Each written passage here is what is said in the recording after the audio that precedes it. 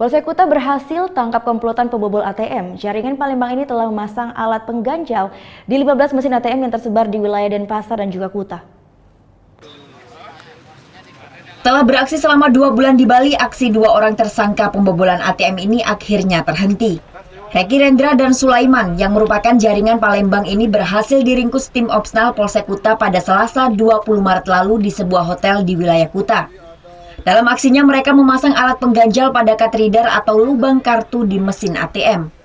Pada mesin tersebut pelaku juga menempelkan stiker call center palsu, sehingga korban kartu yang tersangkut di dalam mesin ATM kemudian menghubungi nomor call center palsu tersebut. Call center kemudian menanyakan nomor PIN ATM. Dari sanalah kemudian tersangka mengetahui nomor PIN ATM korban. Pelaku kemudian menguras uang yang ada di rekening ATM korbannya.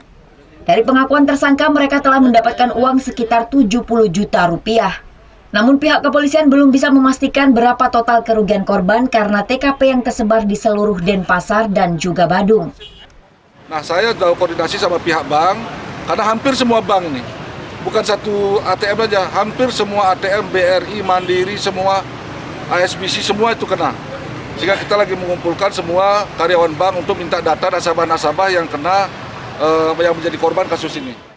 Sementara salah satu korban, Hendra, mengaku telah kehilangan uang sebesar 13 juta di mesin ATM yang ada di wilayah Padang Sambian, Denpasar. Udah pelapor ke bank, disuruh telepon ini dah sama yang baru masuk tuh. Oh coba telepon ini katanya. Tak telepon, saking panik kan. Tak telepon terus habis ditelepon, pengen tahu kan, hari Senin aku sana ternyata uangnya sudah habis gitu.